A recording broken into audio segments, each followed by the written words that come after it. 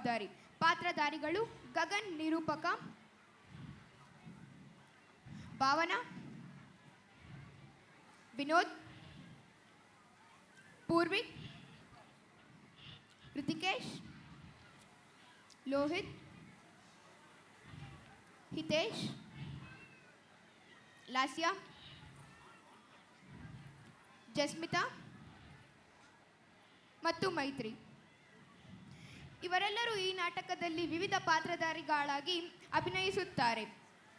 ನಮ್ಮ ಬೆಂಗಳೂರು ನಮ್ಮ ಹೆಮ್ಮೆ, ನಮ್ಮ ಮನೆ. ಹಸಿರು ತೋಟಗಳಿಂದ, ಸುಂದರ ರಸ್ತೆಗಳಿಂದ, ವೈವಿಧ್ಯಮಯ ಸಂಸ್ಕೃತಿಯೊಂದಿಗೆ ನಮ್ಮ ನಗರ ವಿಶ್ವಕ್ಕೆ ಹೆಸರಾಗಿದೆ. ಆದರೆ ಈ ಸೌಂದರ್ಯವನ್ನು ಕಾಪಾಡುವವರು ಯಾರು? ಇದು ಕೇವಲ ಸರ್ಕಾರದ ಜವಾಬ್ದಾರಿ ಮಾತ್ರವಲ್ಲ, ಪ್ರತಿಯೊಬ್ಬ ನಾಗರಿಕನ ಜವಾಬ್ದಾರಿ. ದೃಶ್ಯ 1. ಶಾಲೆಯ ಮಕ್ಕಳು ಬಸ್ ನಿಲ್ದಾಣದಲ್ಲಿ ಕುಳಿತು ಶಾಲೆಯಲ್ಲಿ ನೀಡಿರುವ ಮನೆ ಕೆಲಸದ ಬಗ್ಗೆ ಮಾತನಾಡುತ್ತಿದ್ದಾರೆ.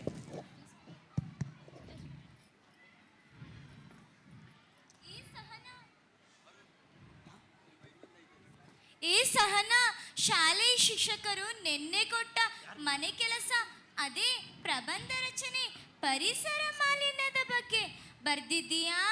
ಇಲ್ಲ ಲಕ್ಷ್ಮಿ, ಬರ್ದಿಲ್ಲ. ನನಗೆ ಪರಿಸರ ಮಾಲಿನ್ಯದ ಬಗ್ಗೆ ಏನೂ ಗೊತ್ತಿಲ್ಲ. ನೀನ್ ಬರ್ದಿದ್ದೀಯಾ? ನನಗೂ ಅರ್ಥ ಆಗಿಲ್ಲ ಸಹನಾ, ಅದರಿಂದ ನಾನೂ ಬರ್ದಿಲ್ಲ. ನನಗೂ ಅರ್ಥ ಇಲ್ಲ ಕಣೆ, ಅದರಿಂದ ನಾನೂ ಬರ್ದಿಲ್ಲ. ಹೌದೌದಾ, ನನಗೂ ಅರ್ಥ ಆಗಿಲ್ಲ, ನಾನು ಬರ್ದಿಲ್ಲ ಕಣೆ.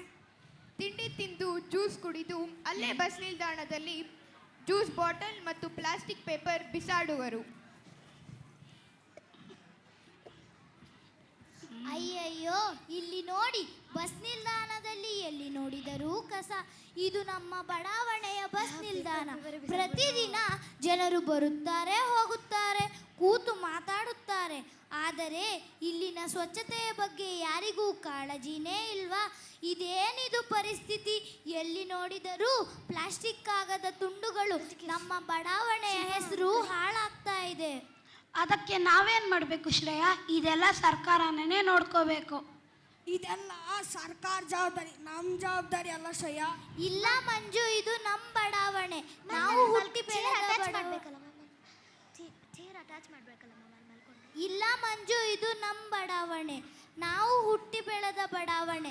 ಇಲ್ಲಿನ ಸ್ವಚ್ಛತೆಯ ಜವಾಬ್ದಾರಿ ನಮ್ಮದು. ನಾವೇ ಸ್ವಚ್ಛತೆಯನ್ನು ಕಾಪಾಡಬೇಕು. ಬನ್ನಿ, ಎಲ್ಲರೂ ಸೇರಿಕೊಂಡು ಬಸ್ ನಿಲ್ದಾಣವನ್ನು ಸ್ವಚ್ಛತೆಗೊಳಿಸೋಣ. ಸರಿ ಸರಿ, ಬನ್ನಿ ಸ್ವಚ್ಛಗೊಳಿಸೋಣ. ಸರಿ ಸರಿ, ಬನ್ನಿ, ಸಮಯ ವ್ಯರ್ಥ ಮಾಡದೆ ಸ್ವಚ್ಛತೆಗೊಳಿಸೋಣ.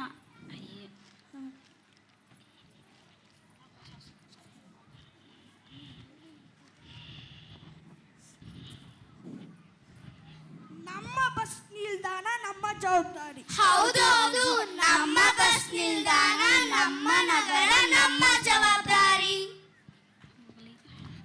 ದೃಶ್ಯ 2. ಮೊದಲನೇ ಮನೆ.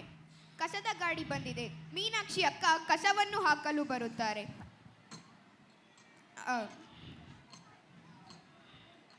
ಕಸದ ಗಾಡಿಯ ಸದ್ದು ಕೇಳಿದರೂ ಹೇಳದೆ ಮಲಗಿದ್ದರಿಂದ ಗಾಡಿಯವನು ಲತಾ ಮನೆ ಕಸವನ್ನು ತೆಗೆದುಕೊಳ್ಳದೆ ಹೋಗುತ್ತಾರೆ. ಆದ್ದರಿಂದ ಲತಾ ಕಸದ ಚೀಲವನ್ನು ಮನೆಯಿಂದ ತಂದು ಅಂಗಡಿಯ ಮುಂದೆ ಎಸೆಯುತ್ತಾಳೆ.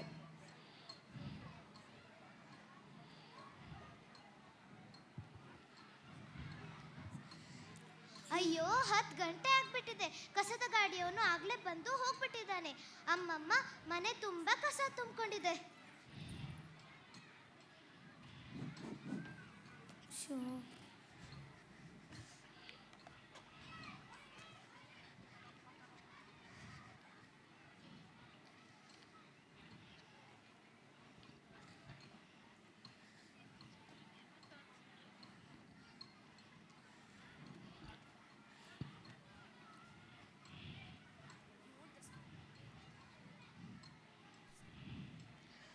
ಕಸವನ್ನು ಎತ್ತಿ ಆಚೆ ಎಸೆಯೋಣ. ಇಲ್ಲಿ ಯಾರೂ ಇಲ್ಲ. ಅಕ್ಕ, ದಯವಿಟ್ಟು ಇಲ್ಲಿ ಕಸ ಹಾಕಬೇಡಿ. ಬೆಳಗ್ಗೆ ಬೇಗ ಎದ್ದು ನಿಮ್ಮ ಮನೆಯ ಕಸವನ್ನು ಕಸದ ಗಾಡಿಗೆ ಹಾಕಿ. ನಮ್ಮ ಬಡಾವಣೆಯ ಸ್ವಚ್ಛತೆಯನ್ನು ಕಾಪಾಡಿ. ಅಯ್ಯೋ, ಕಸದ ಗಾಡಿಯವನು ಬೆಳಗ್ಗೆ 6 ಗಂಟೆಗೆ ಬಂದು ಪಡ್ಕೊತಾನೆ. ಈ ಚಳಿಯಲ್ಲಿ ಎಷ್ಟು ಬೇಗ ಯಾರು ಹೇಳ್ತಾರೆ?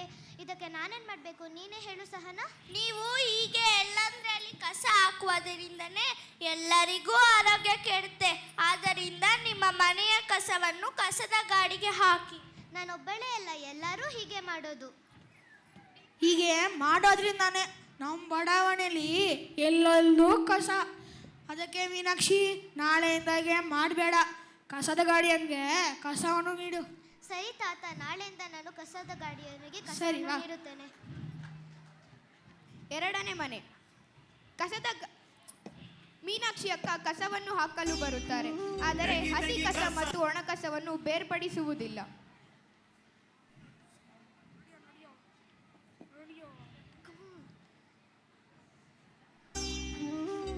ತೆಗಿ ಕಸನೆಲ್ಲ ತಂಗ್ಯಮ್ಮ, ನಿನ್ನ ಮನೆಯೆಲ್ಲ ಸ್ವಚ್ಛ ಮಾಡು ತಂಗ್ಯಮ್ಮ. ತೆಗಿ ಕಸನೆಲ್ಲ ತಂಗ್ಯಮ್ಮ, ನಿನ್ನ ಮನೆಯೆಲ್ಲ ಸ್ವಚ್ಛ ಮಾಡು ತಂಗ್ಯಮ್ಮ. ತಡೆಯದೆ ಹೋದರೆ ಪರಿಸರ ಮಾಲಿನ್ಯ, ತಡೆಯದೆ ಹೋದರೆ ಪರಿಸರ ಮಾಲಿನ್ಯ, ರೋಗ ರುಜಿನ ಬರೋದು ಸಾಮಾನ್ಯ. ತೆಗಿ ಕಸನೆಲ್ಲ ತಂಗ್ಯಮ್ಮ, ನಿನ್ನ ಮನೆಯೆಲ್ಲ ಸ್ವಚ್ಛ ಮಾಡು ತಂಗ್ಯಮ್ಮ. ಅಕ್ಕ, ಈ ರೀತಿ ಕಸ ಬೇರ್ಪಡಿಸದೆ ತಂದ್ರೆ ಗಾಡಿಗೆ ಹಾಕೊಳ್ಳಲ್ಲ, ಬದಲಾಗಿ 2000 ದಂಡ ಹಾಕ್ತೀರಿ. ಯಾಕೆ ಹಾಕೊಳ್ಳೋದಿಲ್ಲ? ನಾನು ನೋಡ್ತೀನಿ.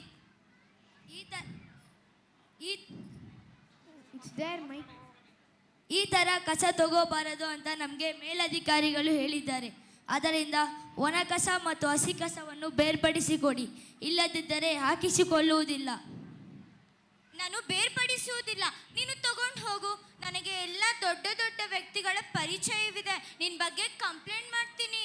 ಸರಿ, ಹೋಗಿ ಕಂಪ್ಲೇಂಟ್ ಮಾಡ್ಕೋ, ನನಗೆ ಭಯ ಇಲ್ಲ. ಇದು BBMPಯ ನಿಯಮ, ನಾವು ಅನುಸರಿಸುತ್ತಿದ್ದೇವೆ ಅಷ್ಟೇ ಅಕ್ಕ. ಅಕ್ಕ, ಇದು ನಾವು ಮಾಡಿರುವ ನಿಯಮ ಅಲ್ಲ. ಸರ್ಕಾರ ನಮ್ಮ ನಗರದ ಸ್ವಚ್ಛತೆಯನ್ನು ಕಾಪಾಡಲು ಮಾಡಿರುವಂತಹ ಉತ್ತಮ ಕಾರ್ಯ. ಆ ಕಸದ ಬುಟ್ಟಿಯನ್ನು ಎತ್ತಿಕೋ, ಅವರ ಮನೆ ಮುಂದೆ ಹೋಗಿ ಸುರಿಯೋಣ. ಬಿಡಿ ನಿಲ್ಲಿಸಿ. ಯಾಕೆ ಆ ಥರ ಮಾಡ್ತಾ ಇದ್ದೀರಾ? ಅದು ಸರಿ, ಯಾಕೆ ಆ ಥರ ಬೇರ್ಪಡಿಸಿಕೊಡಬೇಕು? ಹಸಿ ಕಸ ಒಣ ಕಸ ವಿಲೇವಾರಿ. ನಮ್ಮ ಮನೆಯಲ್ಲಿ ಉತ್ಪತ್ತಿಯಾಗುವ ಹಸಿ ಕಸ ಮತ್ತು ಒಣ ಕಸವನ್ನಾಗಿ ವಿಂಗಡಿಸಿದರೆ ನಾವು ಪರಿಸರ ಮಾಲಿನ್ಯವನ್ನು ಪರಿಸರ ಮಾಲಿನ್ಯ ಬಗ್ಗೆನಾ? ನಮಗೆ ಶಾಲೆಯಲ್ಲಿ ಶಿಕ್ಷಕರು ಮನೆ ಕೆಲಸ ಕೊಟ್ಟಿದ್ದಾರೆ. ಪರಿಸರ ಮಾಲಿನ್ಯ ಬಗ್ಗೆ ಹೇಳು, ನಾವು ಬರ್ಕೊಡ್ತೀರಿ. ಪರಿಸರ ಮಾಲಿನ್ಯದ ಬಗ್ಗೆನಾ? ಸರಿ, ಹೇಳ್ತೀನಿ ಕೇಳಿ. ನಾವು ಪರಿಸರ ಮಾಲಿನ್ಯವನ್ನು ಕಾಪಾಡಬಹುದು. ಹಸಿ ಕಸವೆಂದರೆ ಆಹಾರಾವಶೇಷ, ತರಕಾರಿಗಳ ತ್ಯಾಜ್ಯ ಎಲೆಗಳು. ಒಣ ಕಸವೆಂದರೆ ಪ್ಲಾಸ್ಟಿಕ್, ಕಾಗದ, ಗಾಜು ಮತ್ತು ಲೋಹ. ಇದನ್ನು ಮನೆಗಳಿಂದ ಸಂಗ್ರಹಿಸಿ BBMPಯ ವಿಲೇವಾರಿ ಘಟಕಕ್ಕೆ ತಂದು ಹಸಿ ಕಸದಲ್ಲಿ ಗೊಬ್ಬರ ತಯಾರಿಸುತ್ತಾರೆ. ಈ ಗೊಬ್ಬರವನ್ನು BBMP ರವರು ರೈತರಿಗೆ ಕಡಿಮೆ ಬೆಲೆಗೆ ಮಾರುತ್ತಾರೆ. ಇದು ಸಾವಯವ ಗೊಬ್ಬರವಾಗಿರುವುದರಿಂದ ರೈತರು ಒಳ್ಳೆಯ ಆರೋಗ್ಯಕರ ಬೆಳೆಗಳನ್ನು ಬೆಳೆದು ದೇಶದ ಜನರಿಗೆ ನೀಡುತ್ತಾರೆ. ಆದ್ದರಿಂದ ಜನರು ಉತ್ತಮ ಆರೋಗ್ಯವನ್ನು ಪಡೆಯುತ್ತಾರೆ. ಒಣಕಸದಲ್ಲಿ ಮರುಬಳಕೆಯಾಗುವ ವಸ್ತುಗಳನ್ನು ಬೇರ್ಪಡಿಸಿ ಬಳಸುತ್ತಾರೆ ಮತ್ತು ಉಳಿದಂತಹ ಸಣ್ಣ ಮೊತ್ತದ ಕಸವನ್ನು ಸುಡುತ್ತಾರೆ.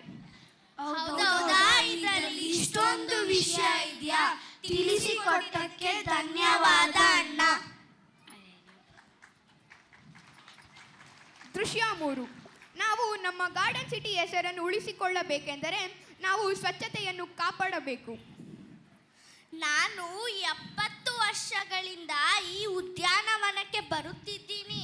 ಮೊದಲು ಹೂವಿನ ಸುಗಂಧ ಇತ್ತು, ಈಗ ಪ್ಲಾಸ್ಟಿಕ್ ವಾಸನೆ. ಅಯ್ಯೋ ಅಜ್ಜಿ, ನಾನಿವತ್ತು ಪ್ಲಾಸ್ಟಿಕ್ ಎಸೆದಲ್ಲ, ನೆನ್ನೆ ಎಸೆದಿದ್ದಜ್ಜಿ. ಒಳ್ಳೆಯದು ಅಂಕಲ್, ಇಂದಿನಿಂದ ನೀವು ಇಲ್ಲಿ ಕಸ ಎಸೆದಿರಿ. ಇಲ್ಲಿ ಕಸ ಎಸೆದರೆ ಕಾನೂನು ಕ್ರಮ ಕೈಗೊಳ್ಳುತ್ತಾರೆ, 2000 ದಂಡ ವಿಧಿಸುತ್ತಾರೆ. ಆದ್ದರಿಂದ ಇನ್ನ ಮೇಲೆ ನೀವು ಕಸ ಹಾಕೋಕ್ಕಿಂತ ಮುಂಚೆ ಒಂದು ಕ್ಷಣ ಯೋಚನೆ ಮಾಡಿ ನೋಡಿ. ಸರಿ, ಬನ್ನಿ ಉದ್ಯಾನವನ್ನು ಸ್ವಚ್ಛಗೊಳಿಸೋಣ. ಹೋಗೋ, ನಾನೇನು BBMP ಕಾರ್ಮಿಕನಲ್ಲ. ಇದು BBMP ಕಾರ್ಮಿಕನ ಕೆಲಸ ಅಲ್ಲ ಅಂಕಲ್, ಇದು ನಮ್ಮ ಜವಾಬ್ದಾರಿ. ನಾವೇ ಸ್ವಚ್ಛತೆಯನ್ನು ಪಾಲಿಸಬೇಕು. ಯಾಕಪ್ಪ ಎಷ್ಟು ಹಠ ಮಾಡ್ತೀಯಾ? ಬಾ, ಸ್ವಚ್ಛತೆಗೆ ಕೈ ಜೋಡಿಸು. ಸರಿ ಅಜ್ಜಿ, ನಾನು ನಿಮ್ಮೆಲ್ಲರೂ ಮಾತು ಕೇಳಿ ನಾನು ಈಗ ಬಂದಾಗಿದ್ದೀನಿ. ನಾನೇನು BBMP ಕಾರ್ಮಿಕನಲ್ಲ, ಜವಾಬ್ದಾರಿಯುತ ನಾಗರಿಕ. ಸರಿ ಸರಿ, ಬನ್ನಿ ಈ ಉದ್ಯಾನವನ್ನು ಸ್ವಚ್ಛಗೊಳಿಸೋಣ.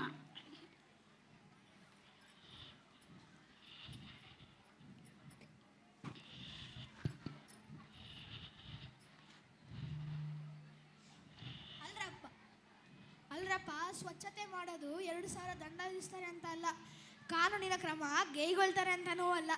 ನಾವೆಲ್ಲರೂ ಸ್ವಚ್ಛತೆ ಮಾಡೋದು ಮಣ್ಣಿನ ಫಲವತ್ತತೆಯನ್ನು ಕಾಪಾಡಲು. ಮಣ್ಣಿನ ಫಲವತ್ತತೆ ಅಂದರೆ ಏನು ತಾತ? ಮಣ್ಣಿನಲ್ಲಿ ಸಸ್ಯಗಳಿಗೆ ಬೇಕಾದ ಪೋಷಕಾಂಶಗಳು ಇರುವ ಸಾಮರ್ಥ್ಯವನ್ನೇ ಮಣ್ಣಿನ ಫಲವತ್ತತೆ ಎನ್ನುತ್ತಾರೆ. ತಿಳಿಸಿಕೊಟ್ಟಿದ್ದಕ್ಕೆ ಧನ್ಯವಾದ ತಾತ. ಅಲ್ಲ ತಾತ, ಮಣ್ಣಿನ ಫಲವತ್ತತೆ ಬಗ್ಗೆ ಹೇಳ್ತಾ ಇದ್ದೀರಲ್ಲ, ಪ್ಲಾಸ್ಟಿಕ್ನಿಂದ ಮಣ್ಣಿನ ಫಲವತ್ತತೆ ಕಡಿಮೆ ಆಗ್ತಾ ಇದೆ ಹಾಗೂ ನೀರು ಒಳ ಹೋಗುವುದನ್ನು ತಡೆಯುತ್ತದೆ. ಹಸಿರು ಗೊಬ್ಬರ, ಜೈವಿಕ ಗೊಬ್ಬರ ಬಳಕೆಯಿಂದ ಮಣ್ಣಿನ ಫಲವತ್ತತೆ ಹೆಚ್ಚುತ್ತದೆ. ಮಣ್ಣು ನಮ್ಮ ಜೀವನದ ಬೇರು. ಫಲವತ್ತಾದ ಮಣ್ಣು ಇದ್ದರೆ ಮಾತ್ರ ಆರೋಗ್ಯಕರ ಆಹಾರ, ಶುದ್ಧ ಪರಿಸರ ಇರಲು ಸಾಧ್ಯ. ಪ್ಲಾಸ್ಟಿಕ್ ಬಳಕೆಯನ್ನು ಕಮ್ಮಿ ಮಾಡಿ ಮತ್ತು ಕಸವನ್ನು ಸರಿಯಾಗಿ ವಿಂಗಡಿಸಿರಿ. ನಮ್ಮ ಪರಿಸರ ನಮ್ಮ ಜವಾಬ್ದಾರಿ, ನಮ್ಮ ನಗರ ನಮ್ಮ ಜವಾಬ್ದಾರಿ. ಸ್ವಚ್ಛತೆಯನ್ನು ಕಾಪಾಡಿ, ಸ್ವಚ್ಛ ಗಾಳಿಯನ್ನು ಉಸಿರಾಡ. ಪ್ಲಾಸ್ಟಿಕ್ ಮಣ್ಣಿನ ಶತ್ರು, ಸ್ವಚ್ಛ ಮಣ್ಣು ನಮ್ಮ ಮಿತ್ರ. ಪ್ಲಾಸ್ಟಿಕ್ ಬಳಸುವುದನ್ನು ತಪ್ಪಿಸಿ ಜೀವ ವೈವಿಧ್ಯತೆಯನ್ನು ಕಾಪಾಡಿ. ಮರಗಳನ್ನು ನೆಡಿ, ಮಾಲಿನ್ಯವನ್ನು ಕಡಿಮೆ ಮಾಡಿ, ಭೂಮಿಯನ್ನು ಉಳಿಸಿ. ನಮ್ಮ ದೇಶ ನಮ್ಮ ಹೆಮ್ಮೆ, ಬದಲಾವಣೆ ನಮ್ಮಿಂದಲೇ ಆರಂಭವಾಗಲಿ. ನಮ್ಮ ಅಭಿವೃದ್ಧಿ ನಮ್ಮ ಕೈಯಲ್ಲಿ ಇದೆ. ಮಣ್ಣಿನ ಮಾಲಿನ್ಯ ಕಡಿಮೆಯಾದರೆ ಭೂಮಿಯ ಫಲವತ್ತತೆ ಹೆಚ್ಚುತ್ತದೆ. ಸ್ವಚ್ಛ ಬೆಂಗಳೂರು ನಮ್ಮ ಕನಸು, ಪ್ಲಾಸ್ಟಿಕ್ ಇಲ್ಲದ ಪರಿಸರ ನಮ್ಮ ಗುರಿ, ನಮ್ಮ ನಗರ ನಮ್ಮ ಜವಾಬ್ದಾರಿ.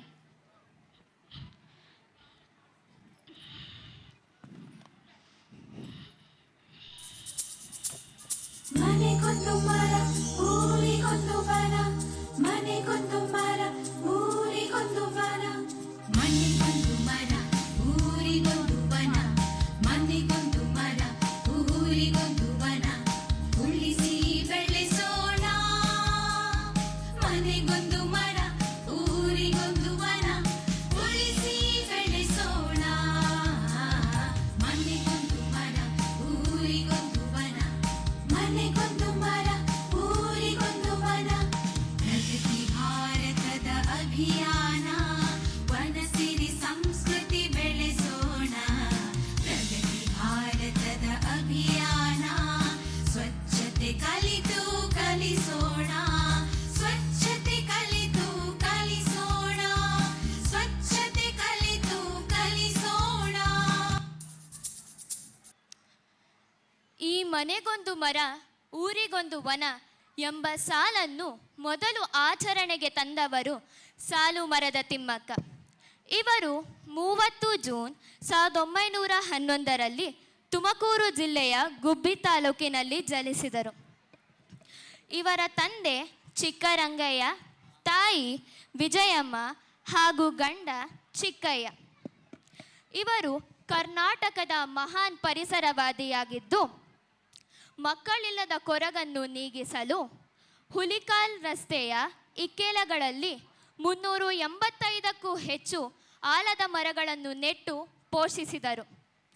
ಬಡತನದ ನಡುವೆಯೂ 4 ಕಿಲೋಮೀಟರ್ ದೂರದವರೆಗೂ ನೀರನ್ನು ಹೊತ್ತು ತಂದು ಮರಗಳನ್ನು ತಮ್ಮ ಮಕ್ಕಳಂತೆ ನೋಡಿಕೊಂಡ ಇವರ ಸೇವೆಗೆ 2019ರಲ್ಲಿ ಪದ್ಮಶ್ರೀ ಪ್ರಶಸ್ತಿ ನೀಡಿ ಗೌರವಿಸಲಾಯಿತು.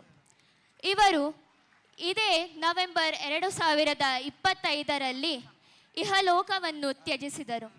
ಇವರ ಸಾವು ಇಡೀ ಕರ್ನಾಟಕವನ್ನೇ ಶೋಕದಲ್ಲಿ ಮುಳುಗಿಸಿತು. ಈಗ ನಾವೆಲ್ಲರೂ ಎದ್ದು ನಿಂತು ಅವರ ಆತ್ಮಕ್ಕೆ ಶಾಂತಿ ಸಿಗಲೆಂದು 2 ನಿಮಿಷ ಮೌನಾಚರಣೆ ಮಾಡಬೇಕೆಂದು ವಿನಂತಿಸಿಕೊಳ್ಳುತ್ತಿದ್ದೇನೆ.